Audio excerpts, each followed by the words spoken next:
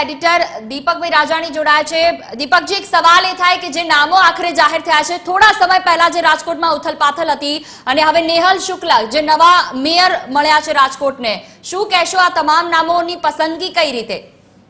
બિલકુલ જુહી, સૌરાષ્ટ્રના પાટનગર રાજકોટમાં જબરી રાજકીય ઉથલપાથલ થઈ, મીડિયામાં નામો લીક થયા, પહેલા એક નામો ચાલ્યા, પછી સંકલનની બેઠક મળી, સંકલનની બેઠકમાં ભાજપ પ્રમુખ માધવ દવે અને ધારાસભ્ય ઉદય કાનગડ વચ્ચે માથાકૂટ થયાના સમાચાર વહેતા થયા અને જે પછી નામો જાહેર થયા એ ચોંકાવનારા નામો જાહેર થયા છે। રાજકોટના પ્રથમ નાગરિક તરીકે નેહલ શુક્લની વરણી કરવામાં આવી છે।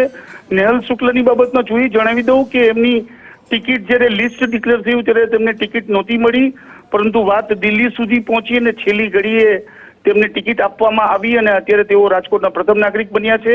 અત્રે ઉલ્લેખનીય છે કે તેઓ ભાજપના દિગ્ગજ નેતા સ્વર્ગસ્થ ચિમનભાઈ શુક્લના પુત્ર છે। કાશ્મીરાબેન નથવાણી અને કશ્યપ શુક્લના ભાઈ છે। બ્રહ્મ સમાજને રાજકોટમાં મેયર પદ મળ્યું છે। હું આપને એ પણ જણાવી દઉં કે જામનગરમાં પણ બ્રહ્મ સમાજના આગેવાનને મેયર બનાવવામાં આવ્યા છે, ત્યારે રાજકોટમાં કંઈક બીજી જ ચર્ચા ચાલતી હતી, એ વચ્ચે બ્રહ્મ સમાજના આગેવાન મેયર બન્યા છે। ડેપ્યુટી મેયર તરીકે દક્ષાબેન વસાણી એટલે કે રઘુવંશી સમાજને ડેપ્યુટી મેયર ગયું છે, તો સ્ટેન્ડિંગ કમિટીના ચેરમેન તરીકે પરેશભાઈ પીપળિયાની નિમણૂક કરવામાં આવી છે। તેઓ જૂના ભાજપના આગેવાન છે, લેઉવા પાટીદાર સમાજમાંથી આવે છે। શાસક પક્ષના નેતા તરીકે હિરેન ખીમાણીયાને મૂકવામાં આવ્યા છે અને દંડક તરીકે સંજયસિંહ રાણાને મૂકવામાં આવ્યા છે।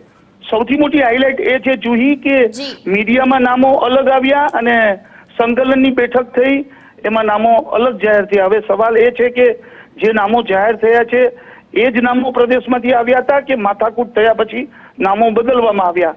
પરંતુ છેવટે જો આપણે ક્લાઇમેક્સ જોઈએ કે જે મહત્વના સમાચાર જોઈએ તો રાજકોટના મેયર તરીકે નેહલ શુક્લની નિમણૂક થઈ છે। જુહી, બિલકુલ બિલકુલ, અપડેટ માટે આપણી પાસે પાછા ફરીશું। ખૂબ ખૂબ આભાર અમારી સાથે વાતચીત કરવા બદલ। તો